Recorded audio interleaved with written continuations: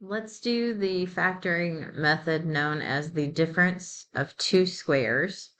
The name here gives away what we're looking for. So in math, we know that the word difference means subtraction. And so we're looking for subtraction of two squares. So what is a square? A square is something that is multiplied by itself, right? So that might be something like 100 because 100 is really 10 times 10. Or that might be something like b squared because b squared is really b times b, right? Or it could be maybe m to the fourth power because that's really m squared times m squared. So you could have lots of different things, but basically anything that's been multiplied by the same thing, right, would give us a squared.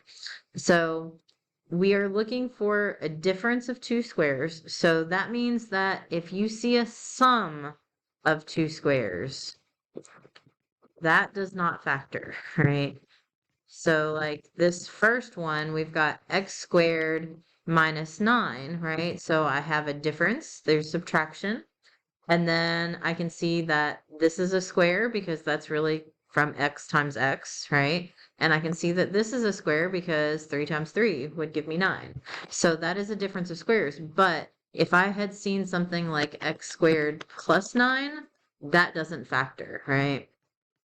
And we would just write DNF, which means does not factor.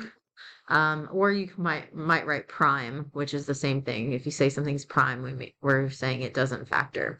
So this one, since it is a subtraction though, we are going to go ahead and factor this. So you're going to do two sets of parentheses multiplied together. And then what you're going to do is in the first spot in each parentheses, you're going to write whatever it is that you would square in order to get this first term. So basically, what is it that you'd have to multiply by itself to get x squared? Well, that would be x, right? Because x times x would give me x squared.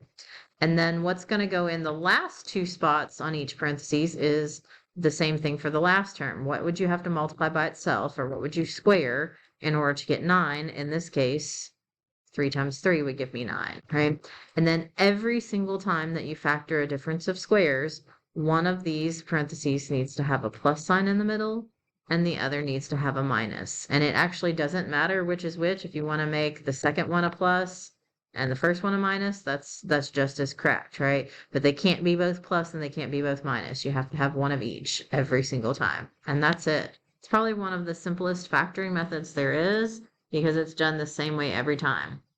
So if I'm looking at a binomial, something that has two terms, and I'm looking to see if it will factor, the only method that we do in Math 112 for a binomial is this difference of two squares. So just look for, is it a difference? Is there subtraction? And are the two things that we're subtracting, are they squares? And so in this case, they are. So we'll do two sets of parentheses. What would you square in order to get y squared? Well, that would be y. What would you square in order to get 25? That would be 5, right? So y times y is y squared. 5 times 5 is 25. And then one of these needs to have a plus and one needs to have a minus, and that's it. It's factored. And just like any other factoring method, remember you can always check your work, always. So if I wanted to actually just multiply this out, then I would multiply each term in the first parentheses times each term in the second. So starting with y, I would do y times y, which is y squared.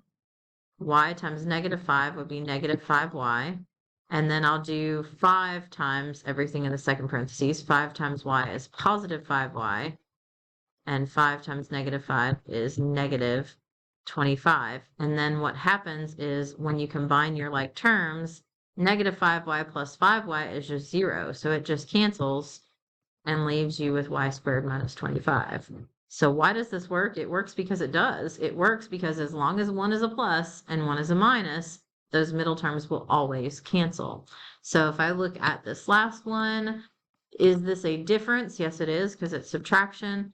Are they squares? So are these things that I'm saying that we're subtracting, is there something I can multiply by itself to get that? In this case, yes, because 4x times 4x would give me 16x squared. And then y times y would give me y squared. Make one of them a plus and one of them a minus. And that's it. That's my answer.